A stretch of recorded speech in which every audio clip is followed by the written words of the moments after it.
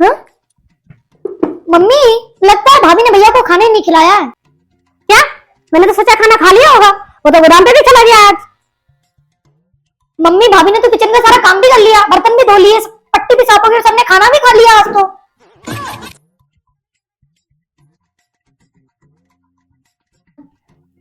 तो बेटा बहुत सो रही है कमरे में।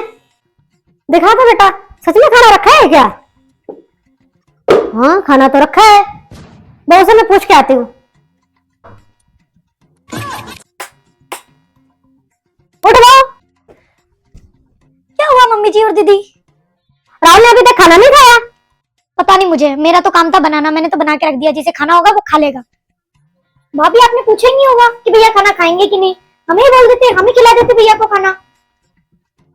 दीदी को कोई छोटे बच्चे नहीं है जो उन्हें थाली में परोस के दूं और अपने हाथों से खिलाऊं मुंह में। क्या हो गया बेटा, आज तो चिड़चिड़ क्यों कर रही है? कोई बात हो गई है क्या?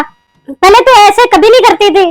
भाभी पहले तो आप हमेशा भैया को ही सबसे पहले खाना लगा के देती थी, अब पता नहीं क्या हो गया आपको। कुछ नहीं हुआ है, आप दोनों भी जाके सो जाओ और मुझे भी सोने दो। सच सच बता मुझे, कोई बात हुई है क्या कि तुम लोग आपस में लड़े हो? मम्मी जी, मैं इनसे कितनी बार कह चुकी हूँ कि अपने डबल डोर का फ्रिज लिया, फ्रिज छोटा पड़ता है, पर ये कि मेरी सुनते ही नहीं है मम्मी ने। यहाँ तक कि मेरी अलमारी भी छोटी पड़ती है, अब तो हम 2 से 3 हो चुके हैं, कान्हा के कपड़े मेरी अलमारी में ही नहीं आते हैं।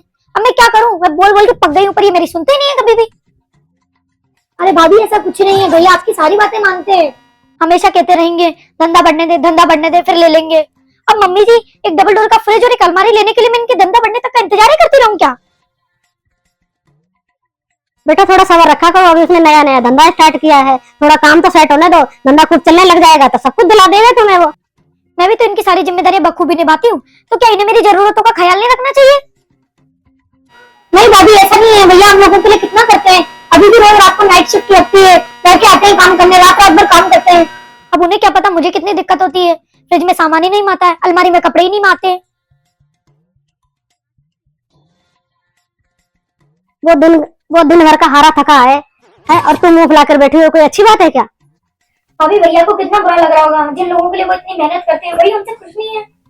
मैं तेरी बात से सहमत हूँ, अपना फ्रिज छोटा है, चलता रहा है ना, खराब तो नहीं हुआ ना। देख बेटा, जब उसका काम सेट हो जाएगा, अच्छे से खूब चलने लगेगा, तो बड़ा फ्रिज भी ले आएगा और बड़ी अलमारी भी ला देगा तेरे को।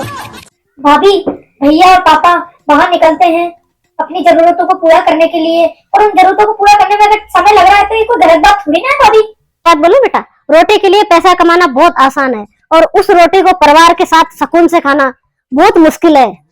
हाँ मम्मी जी, आप बिल्कुल सही कह रहे हो, मैं ऐसा करती हूँ, उनसे माफी मांग कर आती हूँ। बात बोलूं, माफी की तो कोई बात ही नहीं है बेटा, ये छोटी मोटी लड़ाइयां तो आपस में होती रहती हैं। अब उठ खड़ी हो और फटाफट टिफिन पैक कर और गोदाम पे दे आ, उसको खाना खिला के आना, ठीक है?